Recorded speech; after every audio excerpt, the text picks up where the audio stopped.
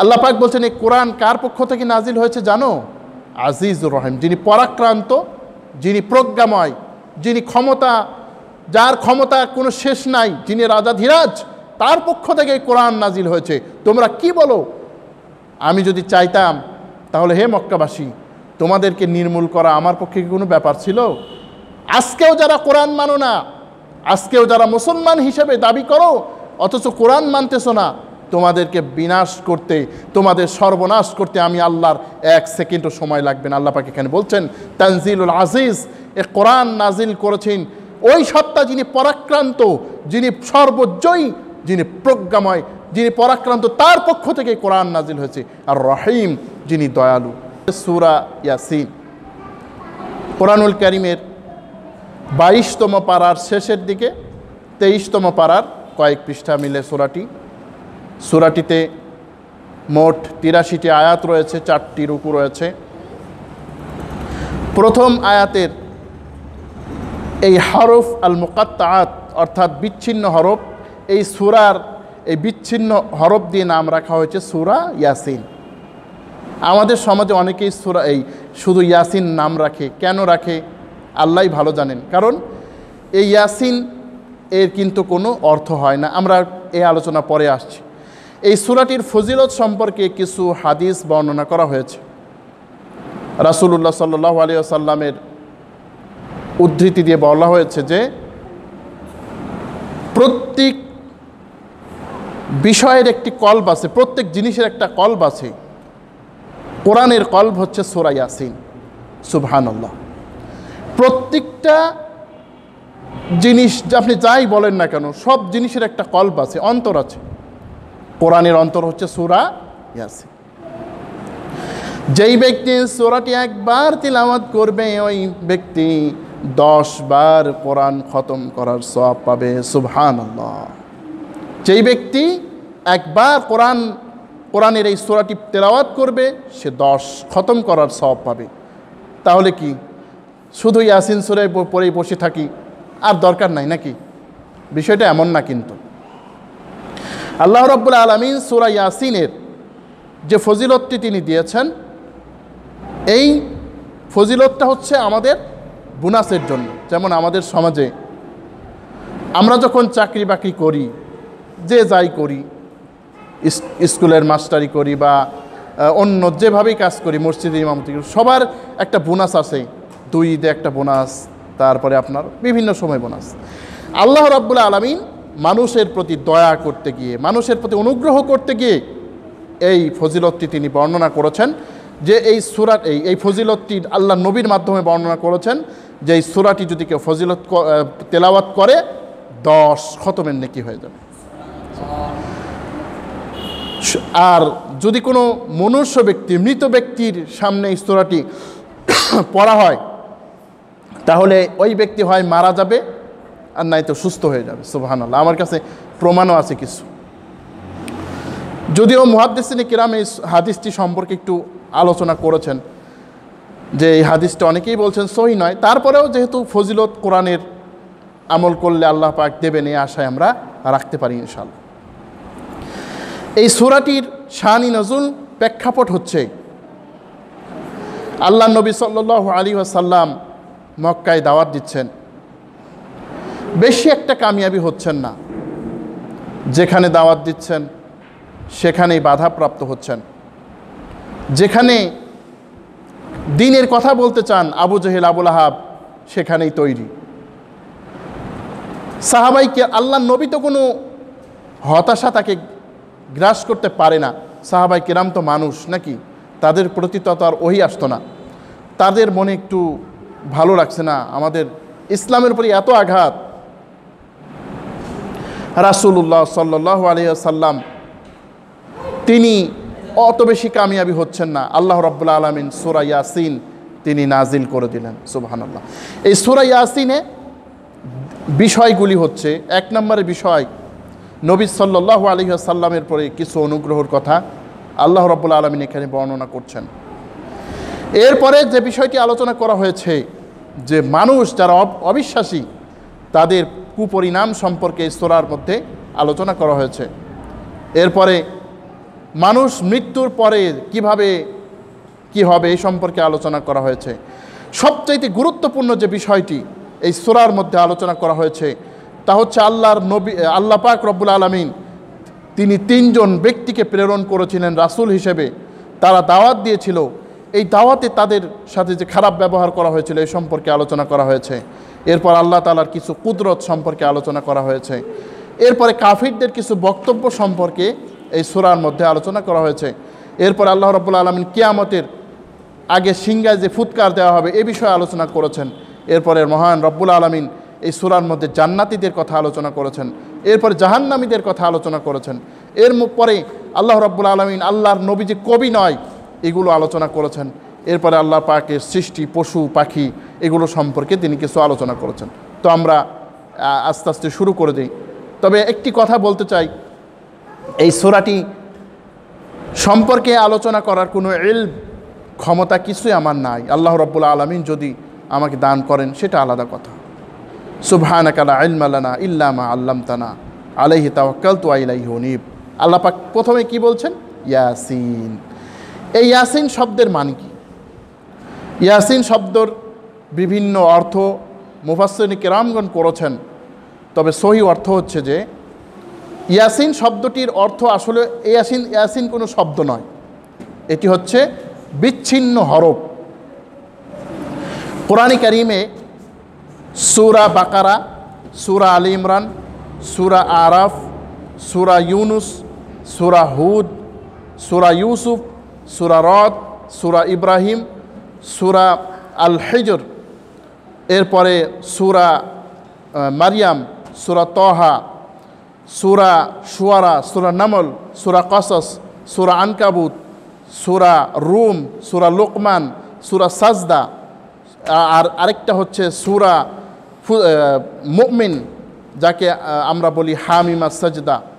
এরপরে সূরা ফুসসিলাত যাকে বলে আমরা, যে সূরাটির নাম হচ্ছে সূরা হামিমা সাজদা, সূরা ফুসসিলাত যাকে বলা হয়, সূরা শুরা, সূরা যুখরুফ, সূরা দুখান, আরেকটি সূরা কলাম।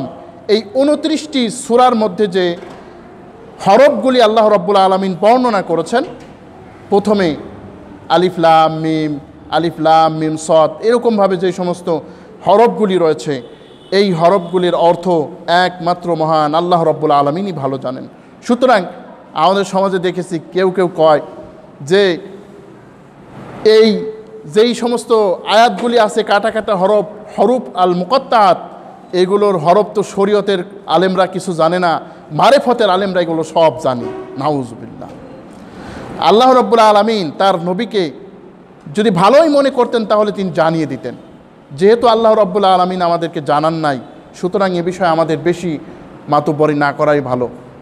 আরেকটি আমল আমি ছোটোবেলা দেখেছি অনেককে পড়তে, ইয়াসিন পড়ার পরে সাল্লাল্লাহু আলাইহি ওয়াসাল্লাম বলেন।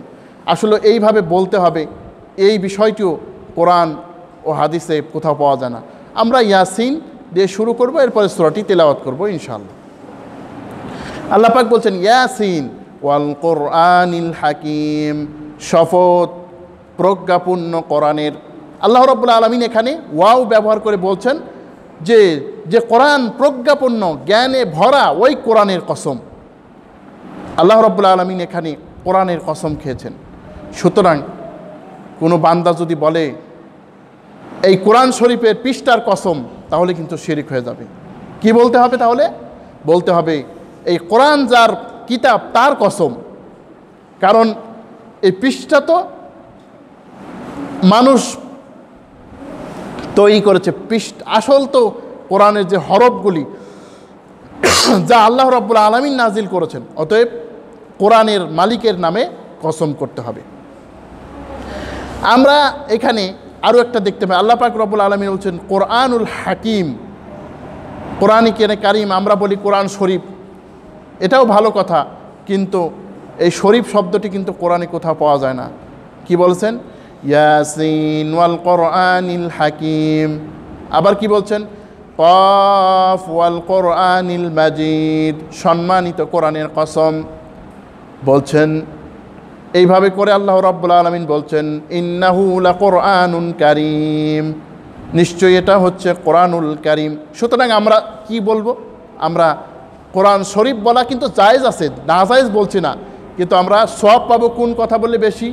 হয় আমরা কোরআনুল হাকিম বলবো, নইলে কোরআনুল কারীম বলবো, নইলে কোরআন মাজিদ বলবো, তাহলে আমরা ডবল সওয়াব পাবো, 10 নেকি করে পাবো। এগুলো আমরা ইনশাল্লাহ খেয়াল করার চেষ্টা করব। তবে কোরআন শরীফ যে আমরা বলি এটা কিন্তু জায়েজ আছে, বলা যাবে, কোনো অসুবিধা নেই। আল্লাহ পাক এরপরে বলছেন ইন্নাকা লামিনাল মুরসালিন, হে নবী নিশ্চয়ই আপনি রাসূলদের একজন। আল্লাহ পাক কি বলছেন এখানে? ইন্নাকা লামিনাল মুরসালিন, নিশ্চয়ই আপনি রাসূলদের একজন। মক্কার যারা কাফির মুশরিক বেদিন, আবু জাহেল, আবুল আহাব, উতবা, সাইবা, তারপরে ওয়ালিদ ইবনে মুগিরা, আরও কত কাফির ছিল, তারা বলতো কিসের মোহাম্মদ, তুমি আবার কিসের রাসূল? তুমি আবদুল্লাহর ইয়েতিম পোলা, তুমি আবদুল্লাহর ইয়াতিম ঘরের সন্তান, তোমার না আছে খাবার, না আছে কিছু, তোমাকে আবার আল্লাহ রসুল কেমন করে পাঠালো, বা বানিয়ে কেমন করে পাঠালো? وقالوا لولا نزل هذا القرآن على رجل من القريتين عظيم। এই কোরআন যদি আল্লাহ নাজিলই করতো তাহলে মক্কা ও তায়েফের কত সম্মানিত ব্যক্তিরা আছে, তাদের উপরে কেন এই কোরআন নাজিল হলো না? তোমার উপরে কেন নাজিল হলো? তুমি বাপ মরা ইয়েতিম, তোমার না আছে খাবার, না আছে কিছু। আল্লাহ পাক রব্বুল আলামিন বলেছেন কোরআনের কসম, এই কোরআন সম্মানিত কোরআন, এই কোরআনের কসম করে বলি হে নবী আপনি একজন রাসূলদের একজন। শুধু তাই না, আলা সিরাতিম মুস্তাকিম, হে নবী আপনি সহজ সরল পথে প্রতিষ্ঠিত। সুতরাং ও নবী, আবু জেহেল, আবুল আহাব, উতবা, সাইবা, ওয়ালিদ ইবনে মুগিরা, এগুলো আপনাকে টিটকারি করে, আপনাকে নিয়ে তারা ফান করে, আপনাকে নিয়ে তারা মজাক করতে দেন। ও নবী আপনি কিন্তু সহজ সরল পথে আছেন, কোনো সন্দেহ নাই, আপনি আমার প্রিয় নবী। সুবহানাল্লাহ, কত বড় কথা! আল্লাহ রাব্বুল আলামিন তার নবীকে বলছেন হে নবী, ওরা আপনাকে রাসূল না মানলে কি আসে যায় বলেন? আমি তো জানি আপনি সরল পথে আছেন।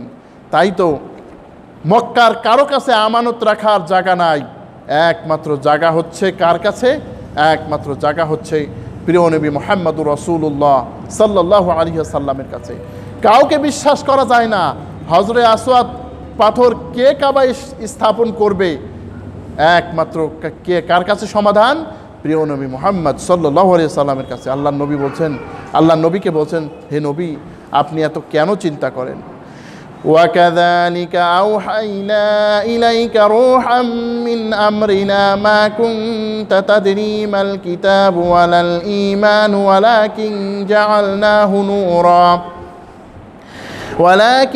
جعلناه نورا نهدي به من نشاء من عبادنا وإنك لتهدي إلى صراط مستقيم। হাফেজ সাহেব যারা বা অন্যান্য যারা ইমাম সাহেব এই আয়াতটি কেরাত হিসেবে পড়েন, সূরা যুখরুফ, সূরা শূরা, সূরাটির 52 এবং 53 নম্বর আয়াতে, ওয়া কাযালিকা আওহাইনা ইলাইকা, হে নবী আপনার উপরে আমি ওহী নাজিল করেছি, রূহাম মিন আমরিনা, আমাদের পক্ষ থেকে, রূহ এই কোরআন আমার বানিয়ে আমি আপনার উপরে ওহী করেছি। মা কুনতা তাদরি মাল কিতাব, হে নবী আপনি জানতেন না কিতাব কি জিনিস, ওয়ালাল ঈমান, ঈমান কি জিনিস, ওয়ালাকিন জাআলনাহু নূরান নাহদি বিহি মান নাশাউ মিন ইবাদিনা, আমি আপনার উপরে আপনার অন্তরে এগুলোকে আমি নাজিল করে আমি হেদায়েত দিয়েছি। ওয়া ইন্নাকা লাতাহদি ইলা সিরাতিল মুস্তাকিম, হে নবী আপনি সহজ সরল পথে আপনি হেদায়েতের উপর প্রতিষ্ঠিত আছেন। সুতরাং হে নবী ওরা আপনাকে যাই বলুক না কেন, কি আসে যায়, আপনি আমার সত্য নবী। পরে আয়াত আল্লাহ পাক বলছেন তানজিলুল কিতাব তানজিলাল আজিজির রহিম, এ কোরআন নাজিল হয়েছে আজিজ এবং রহিম তার পক্ষ থেকে। আল্লাহ রাব্বুল আলামিন এখানে দুইটি নাম আল্লাহর বর্ণনা করেছেন, এক নম্বর হচ্ছে আজিজ, আরেকটা হচ্ছে রহিম। আল্লাহ পাক বলছেন এই কোরআন কার পক্ষ থেকে নাজিল হয়েছে জানো? আজিজুর রহিম, যিনি পরাক্রান্ত, যিনি প্রজ্ঞাময়, যিনি ক্ষমতা, যার ক্ষমতা কোনো শেষ নাই, যিনি রাজাধিরাজ, তার পক্ষ থেকে এই কোরআন নাজিল হয়েছে। তোমরা কি বলো? আমি যদি চাইতাম তাহলে হে মক্কাবাসী তোমাদেরকে নির্মূল করা আমার পক্ষে কি কোনো ব্যাপার ছিল? আজকেও যারা কোরআন মানো না, আজকেও যারা মুসলমান হিসেবে দাবি করো অথচ কোরআন মানতেছো না, তোমাদেরকে বিনাশ করতে, তোমাদের সর্বনাশ করতে আমি আল্লাহর 1 সেকেন্ডও সময় লাগবে না। আল্লাহ পাক এখানে বলছেন তানজিলুল আজিজ, এ কোরআন নাজিল করেছেন ওই সত্তা যিনি পরাক্রান্ত, যিনি সর্বজয়ী, যিনি প্রজ্ঞাময়, যিনি পরাক্রান্ত, তার পক্ষ থেকে কোরআন নাজিল হয়েছে। আর রহিম, যিনি দয়ালু। কেন আযাব দেয়নি তা জানো? তিনি দয়ালু, তিনি মহান, তিনি দয়ালু, তিনি তার বান্দাকে ভালোবাসেন। বান্দা কেন ধ্বংস হয়ে যাবে, বান্দা কেন শেষ হয়ে যাবে? বান্দাকে তিনি ধ্বংস হয়ে দিতে চান না, বান্দাকে তিনি শেষ করে দিতে চান না।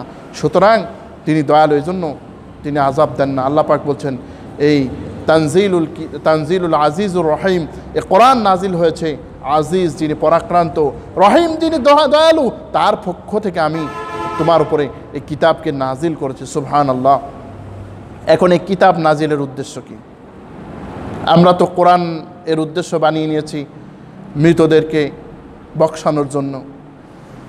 এই কোরআন বানিয়ে নিয়েছে তাবিজের কিতাব হিসেবে। এই কোরআনকে আমরা গ্রহণ করি শুধু তেলাওয়াতের কিতাব হিসেবে। আল্লাহ পাক কি বলছেন দেখেন, লিতুনযিরা কওমান মা উনযিরা আবাউহুম ফাহুম গাফিলুন। এই কোরআন আমি এজন্য নাজিল করেছি যাতে আপনি এমন একটি কওমের নিকট যান, এমন একটি কওমকে আপনি সতর্ক করেন যাদের বাপদাদাদেরকেও সতর্ক করা হয় নাই। অর্থাৎ এ কোরআন কারীম আমি এজন্য নাজিল করেছি, এ কোরআন আমি এজন্য নাজিল করেছি যে আপনি এমন একটি কওম, এমন একটি সম্প্রদায় সতর্ক করবেন যাদেরকে আপনার পূর্বে আর রাসূল আর পাঠানো হয় নাই মক্কাবাসীদের নিকট। সেই যে কবে ইসমাইল আলাইহিস সালাম গিয়েছিলেন প্রায় 2000 বছর, তার পূর্বে আরও কত নবী গিয়েছেন, মক্কায় কোনো রাসূল আসে নাই।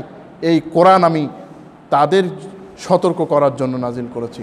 আল্লাহ পাক রব্বুল আলামিন কোরআন কেন নাজিল করেছেন অন্য আয়াতে বলেন, কিতাবুন আনজালনাহু ইলাইকা লিতুখরিজান নাসা মিনাল যুলুমাতি ইলান নূর। হে নবী, এই কিতাব আমি নাজিল করেছি যাতে আপনি মানুষকে জমানো অন্ধকার থেকে বের করে দেন, জুলুমাত থেকে নূরের দিকে, অন্ধকার থেকে আলোর পথে আপনি যাতে মানুষকে বের করেন, এজন্য আমি আল্লাহ কিতাব নাজিল করেছি। সুবহানাল্লাহ। সুতরাং এই কিতাব কেন নাজিল করেছেন আল্লাহ রাব্বুল আলামিন তা বর্ণনা করছেন যে তোমাদের সতর্ক করার জন্য, কারণ তোমাদের কাছে আর রাসূল আসে নাই। লাকাদ হাক্কাল কাউলু আলা আকসারিহিম ফাহুম লা ইউমিনুন। নিশ্চয়ই তাদের অধিকাংশই আযাব লাভের হকদার হয়ে গেছে, তারা বিশ্বাস করবে না। আল্লাহ পাক রব্বুল আলামিন বলছেন, আল্লাহর নবী যখন তিনি দাওয়াত দিলেন, দাওয়াত দিতে দিতে যখন তিনি দেখলেন কিছুতেই আবু জাহেল, আবু লাহাব, উতবা, শাইবা, মুগীরা, তারপরে আপনার উমাই ইবনে খালফ, এরা যখন কেউ ইসলাম গ্রহণ করছে না, তখন আল্লাহ রাব্বুল আলামিন তার নবীর অবস্থা বুঝতে পারলেন। আল্লাহ নবী শুধু ব্যথিত অবস্থায় তিনি আল্লাহর কাছে দোয়া করেন। আল্লাহ পাক বলছেন, ও নবী, এত আপনি ব্যস্ত হচ্ছেন কেন? ওদের হেদায়েত যদি ওরা না পায় আপনার কি আসে যায় বলেন? আপনার তো কোনো আসে যায় না। আসলে ওদের কারণে আমি এই হেদায়েত থেকে ওদেরকে বঞ্চিত করেছি। আল্লাহ পাক অন্য আয়াতে বলেন, ইন্নাল্লাযী হাক্কাত আলাইহিম কালিমাতু রাব্বিকা লা ইউমিনুন ওয়ালাউ জাআতহুম কুল্লু আয়াতিন হাত্তা ইয়ারাউল আযাবাল আলীম। সূরা ইউনূসের 96-97 নম্বর আয়াতে মহান রব আল্লাহ তাআলা বলেন, আমি অবশ্যই তার উপরে হক আমি কায়েম করেছি যে তারা অবশ্যই বিশ্বাস স্থাপন করবে না যতক্ষণ না তারা আযাব দেখে নেবে। অর্থাৎ এরা আযাব না দিতে পর্যন্ত এরা বিশ্বাস করবে না। আবু তালেব বিশ্বাস করে নাই, আবু জাহেল বিশ্বাস করে নাই, কিন্তু আবু সুফিয়ান ঈমান এনেছিল। কারণটা কি? ইন্না জাআলনা ফি আনাকিহিম আগলালান ফাহিয়া ইলাল আযকানি ফাহুম মুকমাহুন। মহান আল্লাহ রাব্বুল আলামিন বলেন, ইন্না জাআলনা ফি আনাকিহিম, হে নবী, আমি ওদের গলদেশে বেরি পরিয়েছি, ফলে তা ওদের একেবারে থুতনি চিবক পর্যন্ত এসে গেছে। অর্থাৎ ওদের এমন শক্ত বেড়া ওদের অন্তরে বেসে গেছে হে নবী, যার ফলে ওরা এই কোরআন বুঝতে পারে না। এই কোরআন সত্য মুজিজা পাওয়া সত্ত্বেও তারা বুঝে না। যুগে যুগে অমুসলিম যারা, তারাও তো কোরআন গবেষণা করলো, কিন্তু তাদের কয়জন ঈমান আনার ভাগ্য তাদের হলো? কারণ তাদের অন্তরে কোরআন যায় নাই। আল্লাহ পাক অন্য আয়াতে বলেন, উলাইকাল্লাযীনা কাফারু বিরাব্বিহিম ওয়া উলাইকাল আগলালু ফি আ'নাকিহিম ওয়া উলাইকা আসহাবুন নারি হুম ফিহা খালিদুন। ওরাই হচ্ছে তারা যারা তার রবের আয়াত সম্পর্কে বিশ্বাস স্থাপন করে না, অবিশ্বাস করে।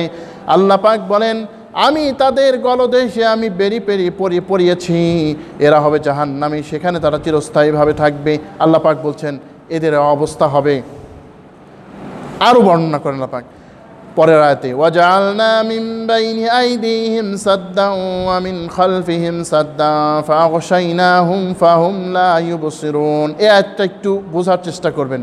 আল্লাহ পাক রব্বুল আলামিন এখানে বলছেন, ওয়াজআলনা মিন বাইনি আইদিহিম, আমি তাদের সামনে ও পিছনে কি করেছি? সাদ্দান, প্রাচীর দিয়েছি। ফাহুম লা ইউবসিরুন, ফলে তারা দেখে না। যেমন শিক্ষা প্রতিষ্ঠানে প্রাচীর দেওয়া হয় কেন? ছাত্ররা যাতে সহজে বেরিয়ে যেতে না পারে। আবার আমরা দেখি যে আপনার যখন কোনো জমিতে আবাদ করা হয়, তরকারি লাগানো হয়, তখন কিন্তু একটা মানুষ বেড়া দেয়, প্রাচীর দেয়, যাতে মুরগি এখানে ঢুকতে না পারে বা হিংস্র পশু পাখি যাতে গাছের কোনো ক্ষতি না করতে পারে। আল্লাহ পাক এখানে বলছেন যে ওদের ওয়াজআলনা মিন বাইনি আইদিহিম সাদ্দান, ওদের সামনে পিছনে আমি আল্লাহ রাব্বুল আলামিন প্রাচীর দিয়ে দিয়েছি, যার ফলে ওরা দেখতেও পায় না। এখানে কিন্তু ওদের চোখ নাই আল্লাহ পাক তা বলেন নাই, বরং বলছেন হে নবী, ওদের তো চোখ আছে ঠিকই, কিন্তু ওই যে সামনে ও পিছনে যে বেড়া আছে, প্রাচীর আছে, এই প্রাচীর আল্লাহ রাব্বুল আলামিন বলছেন যে এই দেওয়ার কারণে ওরা দেখতে পায় না। আল্লাহ নবী সাল্লাল্লাহু আলাইহি ওয়াসাল্লাম তিনি যখন হিজরত করার জন্য ইচ্ছা করলেন, তিনি লক্ষ্য করলেন কাফের বেঈমান আল্লাহর নবীর চতুর্দিকে দাঁড়ানো। এইবারে আল্লাহর হাবিব সাল্লাল্লাহু আলাইহি ওয়াসাল্লাম তিনি এইবার এক মুষ্ঠ বালি হাতে নিলেন, সূরা ইয়াসিনের তেলাওয়াত তিনি শুরু করলেন। ইয়াসিন ওয়াল কোরআনিল হাকিম থেকে শুরু করলেন। আর ওয়াজআলনা মিন বাইনি আইদিহিম সাদ্দান ওয়া মিন খালফিহিম সাদ্দান ফাগশাইনাহুম ফাহুম লা ইউবসিরুন। এই পর্যন্ত যখন তিনি পড়লেন, সাথে সাথে কাফিরদের চোখের মধ্যে তিনি বালুগুলো তিনি নিক্ষেপ করে দিলেন। বালুগুলো যখন কাফিরদের চোখে চলে গেল, ওই কাফেররা আর কিছু দেখতে পেল না। আমার নবী সাল্লাল্লাহু আলাইহি ওয়াসাল্লাম তিনি সাথে সাথে বেরিয়ে চলে গেলেন। সুবহানাল্লাহ। এই জন্য এই আয়াতগুলো যদি আপনি কোনো শত্রু, আপনার দুশ্মন হয়তোবা নিকটে খুব, এই সূরা ইয়াসিনের প্রথম থেকে ফাহুম লা ইউবসিরুন এই আয়াতগুলো পর্যন্ত যদি পড়েন, আপনার যদি কোনো শত্রু থাকে, আশা করা যায় আল্লাহ রাব্বুল আলামিন আপনাকে মাহরুম করবেন না, আপনাকে শত্রুর হাতে ফেলে দেবেন না। কোরআন সবচাইতে বড় ঔষধ কিন্তু। যেমন আরও একটি হাদিস আপনাদেরকে শোনাই। আবু লাহাবের স্ত্রী উম্মে জামিল, তার নাম হচ্ছে আরওয়াহ। ওই উম্মে জামিল যখন সূরা লাহাব নাজিল হলো, তখন সে সিদ্ধান্ত নিল যে মুহাম্মদকে পাথর নিক্ষেপ করে আমি হত্যা করে দেব। নাউজ, মুহাম্মদকে পাথর নিক্ষেপ করে আমি হত্যা করে দেব। এইবার উম্মে জামিল পাথর একটা নিয়ে আল্লাহর নবীর উদ্দেশ্যে বেরিয়েছে। মসজিদে হারামে আমার নবী বসা আছেন। আবু বকর সিদ্দিক রাদিয়াল্লাহু তাআলা আনহুকে জিজ্ঞাসা করলেন, তোমার সাথী মুহাম্মদ কই? বলে কি করবে? বলে মুহাম্মদ আমার নামে, আমার স্বামীর নামে উল্টা পাল্টা কথা বলে, আজকে তাকে পাথর নিক্ষেপ করে শেষ করে দেব। যখন সে কিছু দেখতে পারল না তখন সে চলে গেল। আবু বকর সিদ্দিক রাদিয়াল্লাহু তাআলা আনহু বললেন, ইয়া রাসূলুল্লাহ, ওরা কি আপনাকে দেখলো না? ওই মহিলাকে আপনাকে দেখলো না? বলে, আবু বকর, আমি আল্লাহর কাছে কোরআন পড়ে নিয়েছি, কোরআনের আয়াত পড়েছি, আমার আল্লাহ আমাকে ওর থেকে হেফাজত করেছেন। সুবহানাল্লাহ। তাহলে আমরা যদি খাঁটি বিশ্বাসে আয়াতগুলো পড়ি তাহলে কিন্তু অনেক বরকত হতে পারে। আল্লাহ পাক রব্বুল আলামিন সূরা আল ইসরা, যাকে আমরা সূরা বনী ইসরাইল জানি হিসেবে নাম হিসেবে জানি, তার আরেক নাম হচ্ছে সূরা আল ইসরা। আল্লাহ পাক এখানে ইরশাদ করেন, ফাইদা ক্বরাতাল কুরআন জাআলনা বাইনাকা ওয়া বাইনাল্লাযীনা লা ইউমিনুনা বিল আখিরাতি হিজাবাম মাসতুরা। যখন আপনি কোরআন পড়েন হে নবী, তখন আমি ওদের ও আপনার মধ্যে কি করি? হিজাবাম মাসতুরা, আমি একটি প্রাচীর দাঁড় করিয়ে দেই, যার ফলে তারা কিছু দেখতে পায় না। আল্লাহ পাক বলছেন পরের আয়াতে সূরা ইয়াসিনের, ওয়াসাওয়াউন আলাইহিম আযারতাহুম আম লাম তুনযিরহুম লা ইউমিনুন। আল্লাহ রাব্বুল আলামিন বলেন, ওদের জন্য সমান, আপনি ওদের জন্য ক্ষমা প্রার্থনা করেন আর না করেন তারা বিশ্বাস করবে না। হে নবী, আপনি ওদেরকে দাওয়াত দেন আর না দেন, ওরা কিন্তু ঈমান আনবে না। আল্লাহ পাক সূরা বাকারার মধ্যে তো বলেই দিয়েছেন, ইন্নাল্লাযীনা কাফারু সাওয়াউন আলাইহিম আনযারতাহুম আম লাম তুনযিরহুম লা ইউমিনুন।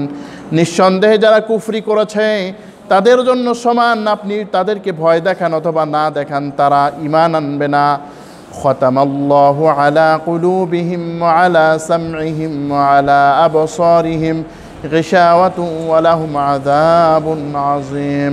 আল্লাহ পাক রব্বুল আলামিন বলেন, খাতামাল্লাহু আলা কুলুবিহিম, আল্লাহ রব্বুল আলামিন তাদের অন্তরে মোহর মেরে দিয়েছেন, তাদের কানে বোঝা ভরে দিয়েছেন, তাদের দৃষ্টিকে পর্দায় ঢেকে দিয়েছেন, ফলে তাদের জন্য রয়েছে আযাব। এখন আপনি বলতে পারেন যে ভালোই তো, ওই কাফেরদের আর কোনদিন দাওয়াত দেওয়া দরকার নাই, ওই জাহান্নামে ওরা চলে যাক। না, এটা না, কিন্তু আপনার কর্তব্য হচ্ছে দাওয়াত দেওয়া। হেদায়েতের মালিক কি আপনি না। যেমন আপনাকে যদি জিজ্ঞাসা করে, ভাই এখান থেকে কুষ্টিয়া কিভাবে যাব, আপনি দেখিয়ে দিলেন যে ভাই আপনার কাছে আর কোনো সমর্থ নাই, আপনি দেখিয়ে দিলেন ভাই এখান থেকে যাবা ওই কবুরহাট বর্তল এইভাবে যায়, তারপরে কুষ্টিয়া যাবা। এখন কেউ আবার আপনার কথা মানলো না, যে এবার হয় নাকি কোনো দিন, ও কি করলো, ওই যে আমাদের ওই রাস্তা পুরাদাহর রাস্তা দিয়ে চলে গেল, ও জিন্দেগিতে কুষ্টিয়া পাবে। কিন্তু এই জন্য কি আপনি দায়ী? না, আপনি দায়ী না। আপনার দায়িত্ব কি? আপনার দায়িত্ব হচ্ছে সঠিক কোরআন এবং সুন্নাহ কি বলে, কোরআন এবং সুন্নাতের তরিকা অনুযায়ী আপনি তাদেরকে দাওয়াত দিবেন। তাদেরকে আপনি কি করবেন? আপনি সুন্দর করে তাদেরকে দাওয়াত দিবেন। কবুল করুক বা না করুক ওটা আপনার দেখার বিষয় নয়। যেমন বনী ইসরায়েলদের মধ্যে একটি দল ছিল যারা, আল্লাহ রাব্বুল আলামিন বলছেন শনিবারের দিন তোমরা কোনো কাজ করতে পারবা না। ওরা শনিবারের দিন মাছ ধরে খাওয়া শুরু করলো, হিল্লা করলো, মানে বলছে যে আমরা ওই সাগরের ওখানে একটা জাল জাতীয় কিছু দিয়ে রাখবো, মাছ তো আমরা ধরলাম না, পরের দিন খাবো, যা আমরা এই যে অনেক সময় তাবিল করে আর কি মানুষ। তো বলছে, একদল বলল তোমরা এইভাবে আল্লাহকে প্রতারিত, আল্লাহ বুঝে না, আল্লাহকে প্রতারিত করতে চাও। আরেক দল বলল ওদের জাহান্নাম তো আজীব, আপনারা দাওয়াত দিচ্ছেন কেন? আল্লাহ রাব্বুল আলামিন বলেন সূরা আরাফের মধ্যে, ওয়াইদ ক্বালাত তাইফাতুম মিনহুম লিমা তাইদুনা কওমুনিল্লাহু মুহলিকুহুম আও মুআযযিবুহুম আযাবান শাদীদা। স্মরণ করো যখন তাদের একটা দল বলল, আল্লাহ যাকে চাইবেন তাকে তো গোমরাহ করতে, আযাব দিতে পারেন অথবা ধ্বংস করতে পারেন, তোমরা তাদেরকে কেন দাওয়াত দিচ্ছ? বলল, ক্বালু মাযরাতান, তোমাদের রবের কাছ থেকে ওজর খাহি করার জন্য, আমাদের যাতে কোনো অভিযোগ না থাকে আমাদের বিরুদ্ধে। ইলা রাব্বিকুম লাআল্লাহুম ইয়ারজিউন, বলা যায় না, আবার তো হেদায়েত পেয়েও যেতে পারে। এজন্য আমাদের দাওয়াত দিতে হবে, তবে হেদায়েত যদি না পায় আমরা হতাশ হব না। আল্লাহ পাক বলেন, কারা আর কমিউনিস্ট ভাই, আল্লাহ রাব্বুল আলামিন বলেন, কাদেরকে আপনি দাওয়াত দিতে পারবেন? ইন্নামা তুনজিরু মান ইত্তাবা'আয যিকরা খাশিয়ার রহমান বিল গায়বি ফাবাশশিরহু বিমাগফিরাতিন ওয়া আজরিন কারীম। আপনার দাওয়াত কারা গ্রহণ করবে? ইন্নামা তুনজিরু, যারা ভয় করে। আল্লাহু আকবার। যারা আল্লাহকে ভয় করে, আল্লাহর ভয় যাদের আছে, তারাই আপনার দাওয়াত কবুল করবে। যদিও আল্লাহকে তারা চেনে না, কিন্তু একটা কিছুর ভয় আছে, যে আমাকে যে সৃষ্টি করো স্রষ্টার ভয় আছে, তারাই আপনাকে অনুসরণ করবে, আপনার কথা মানবে। মানিত্তাবা'আয যিকরা, যারা এই কোরআনের অনুসরণ করে। সুতরাং হেদায়েত পাওয়ার আগে আপনাকে কিন্তু কোরআনের অনুসরণ করতে হবে। আমাদের সমাজে অনেকেই বলে কি জানেন, যে আগে নামাজ কি পড়বো, আগে মনটা ঠিক করি, তারপরে না হয় নামাজ পড়ব। অথচ মন কিন্তু আগে কোনো দিন ঠিক হবে না। আগে কিন্তু আপনাকে কোরআন পড়তে হবে, আগে আপনাকে কোরআন পড়তে হবে, তারপরে মন ঠিক হবে। আগে নামাজ ধরতে হবে, কোরআনের বিধান আপনাকে মানতে হবে। ইন্নামা তুনজিরু মান ইত্তাবা'আয যিকরা, এই জিকির অর্থাৎ কোরআনের যারা অনুসরণ করে, কোরআনের ব্যাখ্যা হাদিসের যারা অনুসরণ করে, সুতরাং কোরআনের অনুসরণ করতে হবে। আল্লাহ রাব্বুল আলামিন সূরা আরাফের মধ্যে বলেন, ইত্তাবিউ মা উনজিলা ইলাইকুম মির রাব্বিকুম ওয়া লা তাত্তাবিউ মিন দুনিহি আউলিয়া ক্বালিলাম মা তাযাক্কারুন।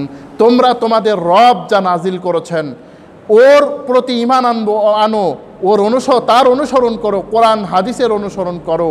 তোমাদের মুরব্বীদের কথা মেনে অনুসরণ করো না, তোমরা অল্পই আসলেও তোমরা উপদেশ গ্রহণ করে থাকো।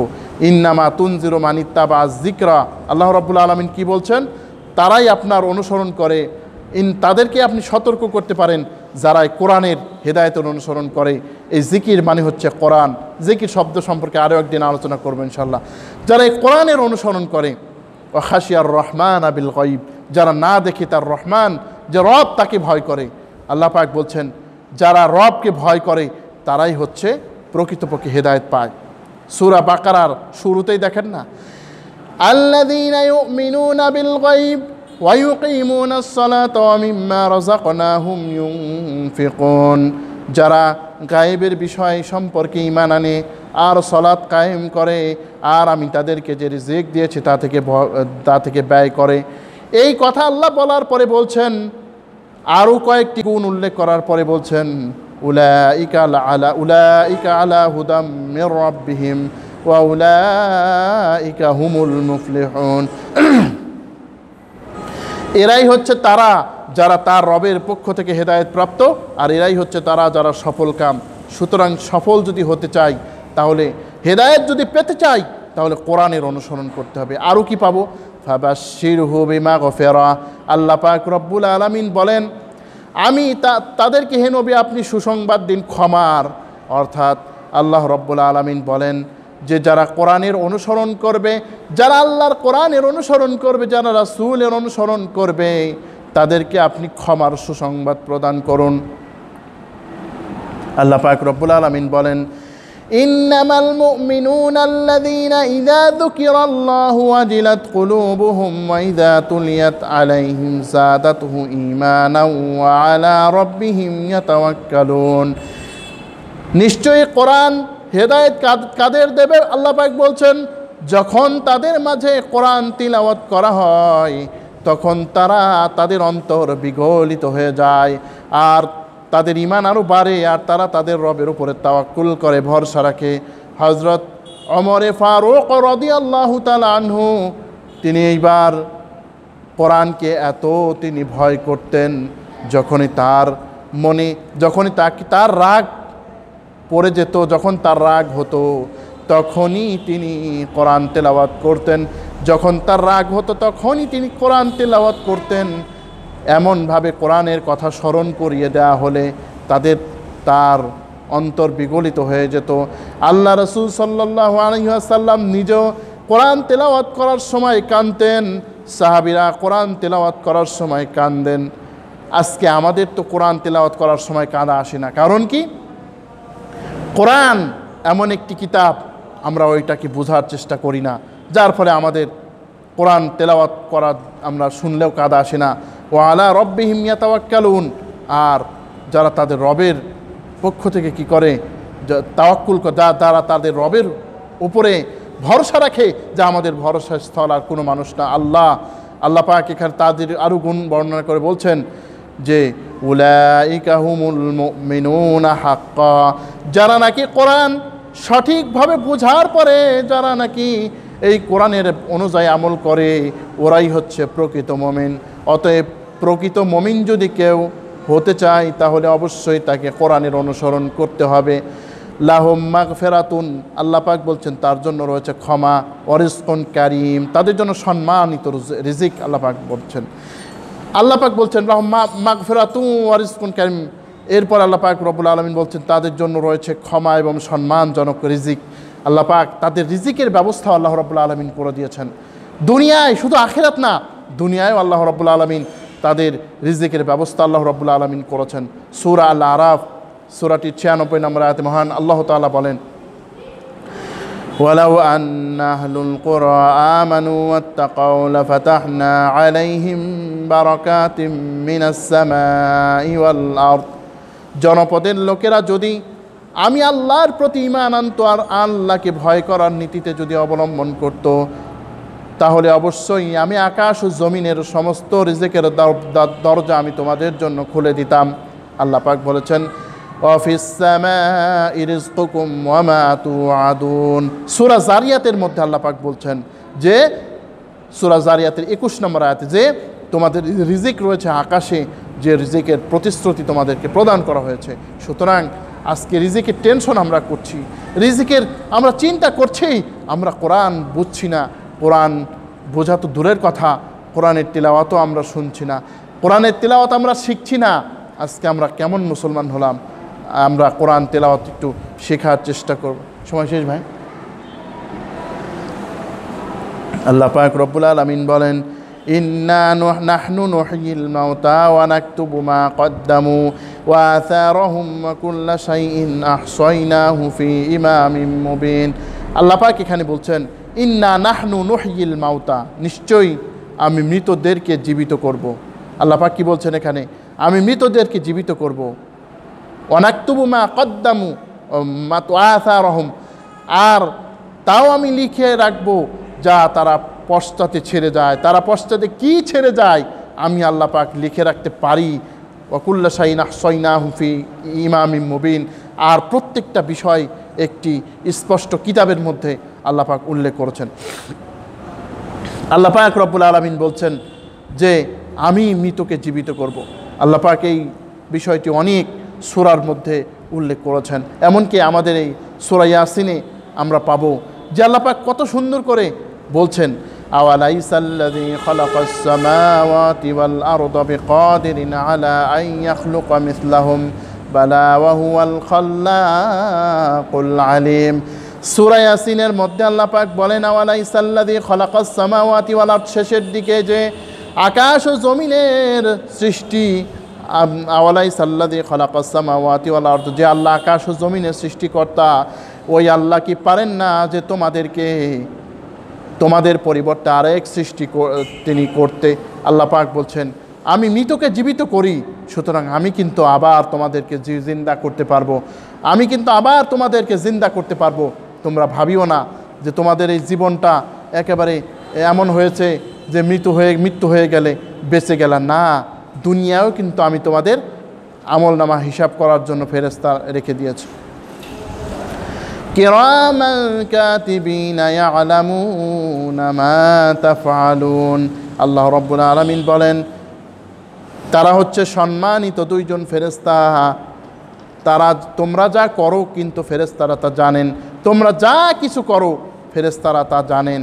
যদিও এই ফেরেশতাদের জানারও দরকার নাই, আমার আল্লাহ রাব্বুল আলামিন তিনি নিজে জানার জন্যই যথেষ্ট।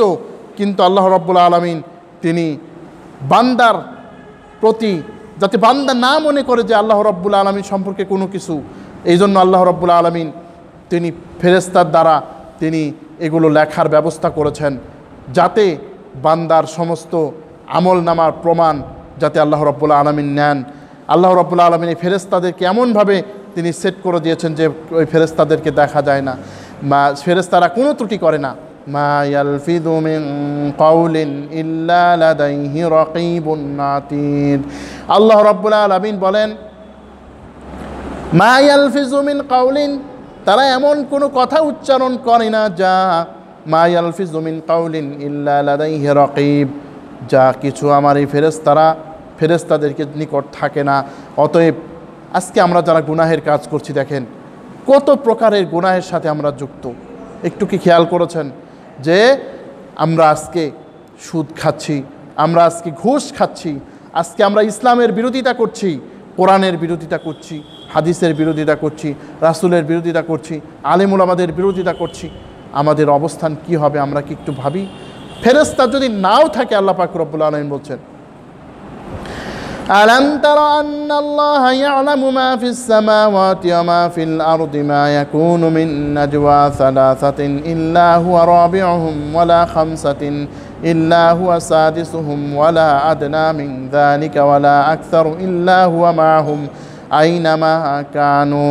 আল্লাহ রাব্বুল আলামিন বলেন, আলাম তারা আন্নাল্লাহ, হে নবী আপনি কি দেখেন না, আপনি কি দেখতে পান না, আপনি জানেন না, ইয়ালামু মা ফিস সামাওয়াতি ওয়া মা ফিল আরদ, যিনি আকাশ ও জমিনে যা আছে সব কিছু সম্পর্কে জানেন। মা ইয়াকুনু মিন নাজওয়া সালাসাতিন ইল্লা হুয়া রাবিউহুম, মা ইয়াকুনু মিন নাজওয়া সালাসাতিন, কোন তিনজন ব্যক্তি এমন নাই যার চতুর্থ ব্যক্তি, আচ্ছা ইনশাল্লাহ, যার চতুর্থ ব্যক্তি আমি আল্লাহ হই না। পাঁচজন থাকলে আমি 6 নম্বর উপস্থিত হই। আল্লাহ পাক বলেন, তুমি বান্দা যেখানে থাকো আমি আল্লাহ তাআলার কুদরতি ক্ষমতা ওখানেই চলে যায়। সুবহানাল্লাহ। এরপর আল্লাহ পাক বলছেন, কুল্লা শাইইন আহসাইনাহু ফি ইমামিম মুবিন, প্রত্যেকটা জিনিসই কিতাবের মধ্যে, স্পষ্ট কিতাবের মধ্যে লিপিবদ্ধ, অর্থাৎ আমলনামার মধ্যে লিপিবদ্ধ। সুতরাং আজকের এই আমলনামা আমরা কি তৈরি করছি একটু আমরা যেন বুঝতে পারি। আল্লাহ রাব্বুল আলামিন আমাদের সবাইকে বোঝার তৌফিক দান করুন, আমিন। আমরা সূরা ইয়াসিনের আলোচনা শুরু করলাম। আজকে আমরা 12 আয়াত পর্যন্ত তেলাওয়াত করলাম। এরপরে ইনশাআল্লাহ আমরা পরের সপ্তাহে 13 নম্বর আয়াত থেকে তেলাওয়াত করব। পরের সপ্তাহে সুন্দর একটি ঘটনা আছে, আপনারা ইনশাআল্লাহ আমাদের এই আলোচনাটি শুনবেন। ভালো লাগলে ইনশাআল্লাহ আপনারা আমাদের এই চ্যানেলটিকে সাবস্ক্রাইব করবেন আর প্রচারের সাথে আলোচনাটাকে শেয়ার করবেন, যাতে অনেক আল্লাহ ভোলা মানুষের কাছে এটি পৌঁছে যায়। আল্লাহ রাব্বুল আলামিন আমাদের সবাইকে কবুল আর মঞ্জুর করুন। হাযা মা ইনদি ওয়াল ইলমু ইনদাল্লাহ আলাইহি তাওয়াক্কালতু ওয়া ইলাইহি উনীব। সুবহানাকা আল্লাহুম্মা ওয়া বিহামদিকা আশহাদু আল্লা ইলাহা ইল্লা আনতা আস্তাগফিরুকা ওয়া আতুবু ইলাইক।